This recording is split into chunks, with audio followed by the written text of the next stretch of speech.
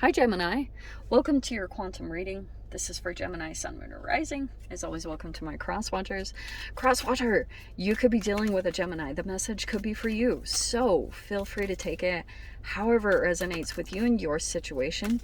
Keep in mind that these are general and timeless readings. If you want to book a one-on-one, my website information is down below in the description box. Just go ahead and subscribe your email there. That way, you will always get an email notification every time my availability opens up. You can also follow me over on Instagram. That information is also down below.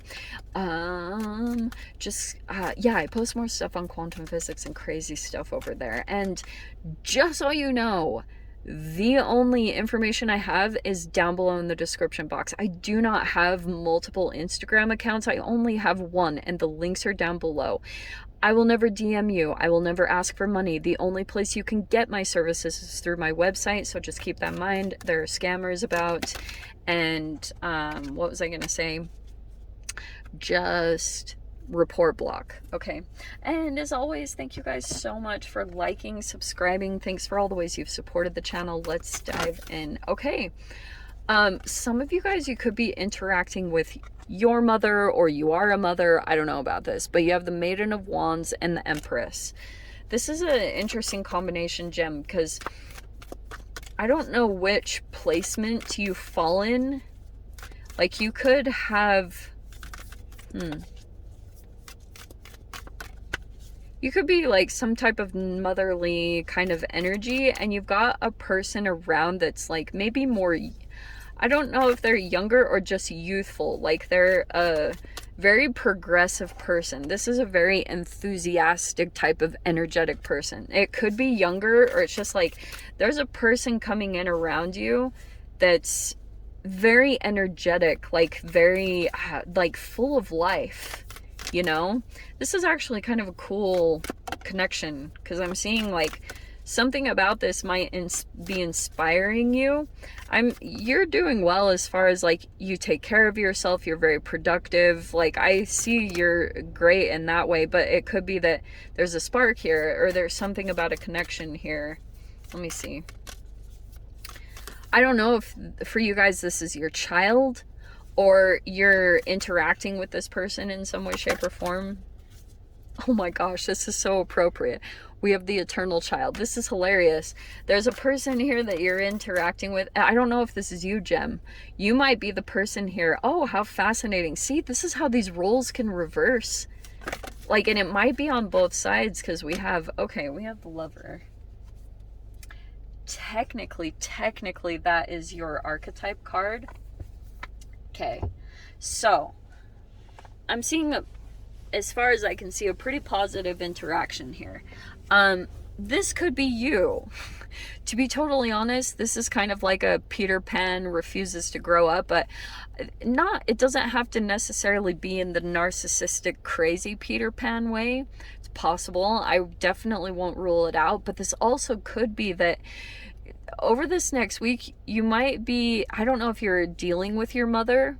Okay, it's very possible, because we have the Empress here. It's just a lot of crazy interactions, but I'm seeing you might just be feeling quite a bit more youthful, or like energetic.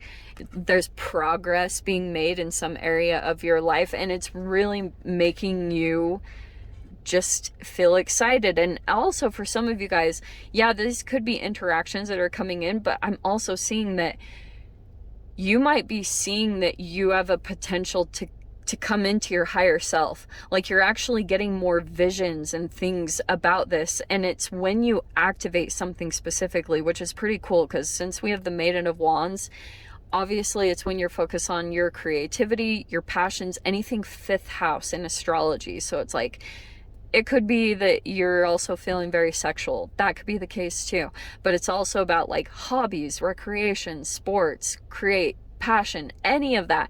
It has to be fiery. Like, and you will be feeling as though like there's a really cool transformation taking place. And it might be that you're just going out, spending a little bit more, like whatever the things that you're getting involved in. This is a pretty powerful transformation, because it's showing me that there's an integration almost happening within you where your inner child is like kind of having a conversation between, this is almost like superposition in quantum physics. Because there's like, you could be just falling back in love with yourself and your life. Could bring in a lover, it's very possible, but I'm just seeing there's a lot of love here in this situation. I love that the lover is coming out so much in the readings, because it's kind of showing me love is coming in, but maybe people are just falling in love with themselves, which I think is number one priority. So let's see. Okay, there's your shadow. Oh, wow. Wow. This is fascinating, Gem. Wow. So you have the sun card in the shadow. What a fascinating interaction, because this is literally like your sun. The sun is casting a shadow. It's like you're not very bothered, I'm seeing this week, by maybe lower or negative energies. Like you're not so much bothered, and it could just be because you're just in a much more light or positive energy. Because I'm just seeing, like, I do think, because I say this generally, this is Mercury retrograde, so it's like your shadow will probably be coming up to the surface in whatever way. But some of you guys, you could have a person that's addicted to you, and did I already say this? I call this Hoover season. Mercury retrograde is my Hoover season. So I'm getting like, that's what's connected to the past energies. You're feeling pretty freaking good. Kind of like, maybe even coming across as aloof. It's like your excitement is just kind of like, you're not really getting attached too much to negative energies. You can let it roll off of your back pretty easily. That's what it's showing me here, because it's like nothing can really get in the way of your sunshine. That's adorable. That's amazing. We have the Three of Pentacles. Okay, yeah. Well, that's fascinating, because the shadow energy. Oh, it is coming back. Okay. There is an energy coming back around, just FYI. I have no idea who this person is, but they want to work on it. They might be, some of you guys, this person either wants to get counseling with you. I just have to say it, but we have the Moon card. There's a secret. Okay, sheesh. Look at that. You might be done. Sorry, I just have to say this. I do think, like, it's either 1, 2, maybe even 3 energies are going to be popping back up. Okay? And I can see you might take a bit of time to feel out the situation, because the moon is your intuition. So anything that is underneath the surface, it's like your little Gemini senses will be tingling, because, like, of course, you have other receptors you have more than your 5 senses. Like, you have other receptors in your body that can pick up on maybe like shame, guilt, or fear. And I'm getting that might be the interaction between you and another person is when they pop back up, which, believe me, they will. There's the Tower card. They will pop back up. When they do, I would definitely trust, because it's like you can almost even trust your own shadow, Gem. Because remember, I was talking about a bit of an integration, and as far as like there's an integration that I think is happening for you within your own shadow. Like, you're kind of just accepting your own shadow, and you're like, yeah, that thing is a rascal. So that integration it helps you to see it in others. And that's why you can trust that when other energies come back up, because especially when you shift into the sun, you're feeling good, you're feeling amazing. It's like all of a sudden the shadow energies just like come straight for you. I don't know what it is. And it could be because it wants to like pull in your light, because the sun is your energy source. But when you embody the sun and people try to use you as their life source, that's the codependency. And I think that you'll be able to spot it a mile away. And I'm saying that because the World card is there. I think that you're instead deciding to gracefully close that chapter, bowing your head like namaste, bitches, you know, that type of a situation that you're like, okay, time to be done with this, because you have the Two of Pentacles, which I'm seeing. I do think that even though it might be a little bit tricky to close out this cycle, like the things that you need to accomplish or balance, worth it. Because you already know what's connected to all of this. And then we have the Queen of Cups in your mind, which is nice. Okay. I feel like you're just emotionally like maturing. So, which is amazing, because I'm seeing that when this energy resurfaces, which it will, by the way, I'm seeing your response is much more mature. Your mind is much more in a balanced place. You're showing and reflecting a level of emotional maturity. Okay, so you're not all bitter and crazy about something, at least from what it's showing me. And with a particular person, it's like this energy truly wronged you in some way. But I'm seeing that you're actually just chill about it. And that's the sign of true healing, at least what it's showing me. This might be something that's coming more and more. And I think it's starting with you going through these actions. It's leading to your higher self.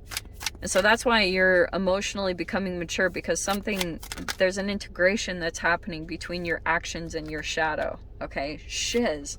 We have the freaking Emperor.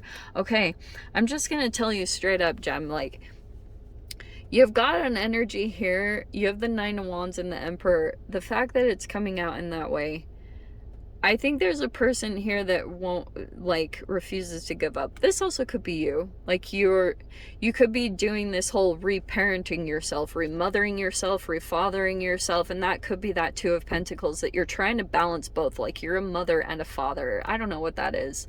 And so it's like you've got this really great persistence where you're not giving up. Okay, don't give up, because you're about to like step into your power, and that's happening more and more, that you take action on these things. But I also was going to tell you, I do think that there's another person here that's at the same level. I just have to say it. Like there might be a little bit of like you're taking action in one area of your life to get to this Empress phase. It's like in other ways you could be balanced. I don't know what it is. It could be monetarily. You've accomplished Queen or King and in other areas as far as like maturity or balance or routines or whatever it is, self-discipline.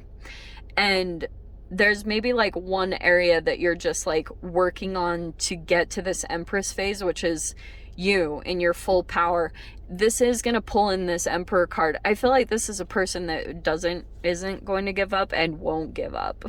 There's a person that might be coming in that's like refuses to have no for an answer. Okay, because this person might be very determined, or maybe even see that you are this potential. If this isn't love romance, but I have to say it because that is a power couple. But for some of you guys, if that's not the case, at the very least it's a full-blown partnership. But some of you guys, it also could be that you're dealing with your mother and father, since I'm sorry, that might sound kind of boring, but